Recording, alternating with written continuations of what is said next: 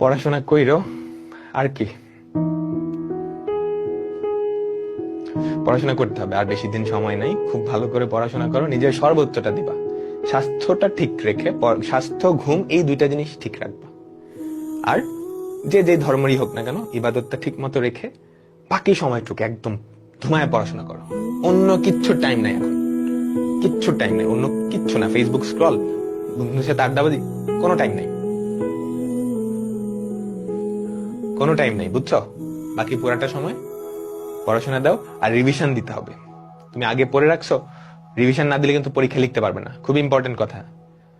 তো নতুন অনেক কিছু পড়ার দরকার নেই, জাস্ট আর কয়েকটা দিন, ধরো লাস্টের 30 দিন তুমি নতুন কিছু পড়বে না, পুরান জিনিসই জাস্ট রিভিশনের মধ্যে রাখো, রিভিশনের মধ্যে রাখো। যার যতটুকু জমানো পড়ানো আছে তাড়াতাড়ি শেষ করো, তাড়াতাড়ি শেষ করো, ঠিক আছে? তাড়াতাড়ি শেষ করো। ইনশাল্লাহ দেখা হবে, তো দেখা হবে, তাই না? হয়তো টিচার হিসেবে না হোক, আমাদের যাত্রা পথটা হয়তো সামনে আবারও ক্রস করবে। তো সেই পর্যন্ত সবাই ভালো থাইকো, তোমাদের জন্য তো দোয়া থাকলোই। নিজের সর্বোচ্চটা দাও, বাকিটুকু আল্লাহর উপরে। নিজের কোনো ঘাটতি কমতে রাখবে, যেমন এরকম ভাবে পড়ো যাতে পরে আফসোস না হয়, ইস আর একটু যদি পড়তাম, ইস আর একটু টাইমটা যদি ইউটিলাইজ করতাম, এই আফসোসটা যাতে না হয়, ঠিক আছে? আগে যা হইছে ওটা ভুলে যাও। লাস্টের কয়টা দিন আছে, এই কয়টা দিন যতটা সম্ভব সর্বোচ্চটা দাও, খুব ভালো কিছু একটা হবে, ঠিক আছে? বুয়েট আছে, সবাই বুয়েটে তো চান্স পাবে না, এটা তো জানা কথা, তাই না? এখানে 10,000 13,000 স্টুডেন্ট, সবাই কি বুয়েটে চান্স পাবে না? বুয়েট আছে, সিকিউরিট আছে। তুমি যদি এফোর্ট দিয়ে থাকো ইঞ্জিনিয়ারিং এ, তুমি ভালো একটা জায়গায় চান্স পাবাই, এই কনফিডেন্সটা রাখো, ঠিক আছে? ইঞ্জিনিয়ারিং এরকম না যে তুমি এফোর্ট দিছো কিন্তু ভাগ্যের কারণে হয়তো হয় না, এরকম দুই একটা রেয়ার কেস হয়। বাট তুমি যদি এফোর্ট দিয়ে থাকো, ইঞ্জিনিয়ারিং এ নর্মালি চান্স হয়ে যায়। যারা চান্স পাওয়ার মতো ওরা সবাই চান্স পায়, ওরা সবাই চান্স পায়। হয়তো বুয়েটে হয়তো টপ কয়েকজনের হবে, টপ 1200-1300 জনের হবে, পরে তো আছে সিকিউরিট আছে না। তুমি একটু বড় হও, 4 বছর, মানে বুয়েট আর সিকিউরিটির ডিফারেন্সটা আসলে তুমি 4 বছর পরেই বুঝতে পারবা। মানে ভর্তি হওয়ার পরের 4 বছর তোমাদের একটু বেশি, মানে বেশি সুবিধা না, আমি যেটা বলবো ধরো মানে একটু থাকবে আর কি, 4 বছর।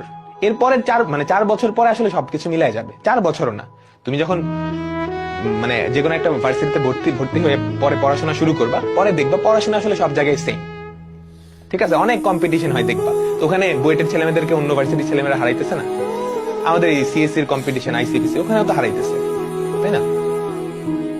তো চেষ্টা করো, ঠিক আছে? তো এই ছিল তোমাদের সাথে আমার জার্নিটা। তোমাদেরকে মিস করবো, তোমরাই আমার ফার্স্ট অ্যাডমিশন ব্যাচ, যাদেরকে আমি লাইফে পড়াইছি। আর তোমাদের যখন পড়ানো শুরু করি তখন আমার টার্ম ফাইনাল পরীক্ষা চলতেছিল। যারা বুয়েটে চান্স পাবা ওরা টের পাবা টার্ম ফাইনাল কি জিনিস।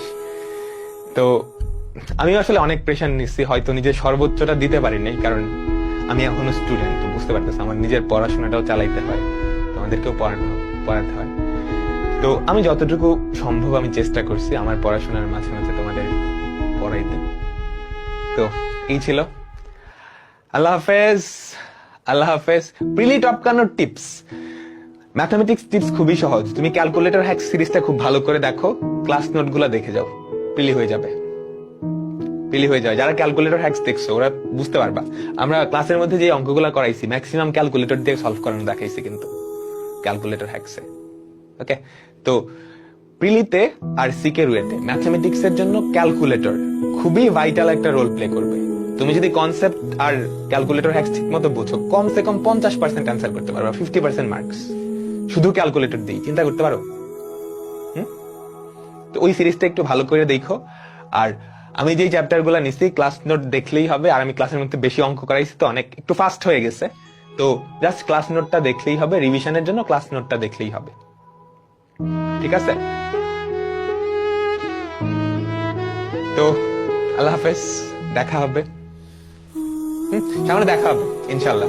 তো সেই পর্যন্ত সবাই ভালো থেকো, আমার জন্য দোয়া কইরো, হ্যাঁ আমার জন্য দোয়া কইরো, তোমাদের জন্য তো দোয়া থাকবেই। আল্লাহ হাফেজ।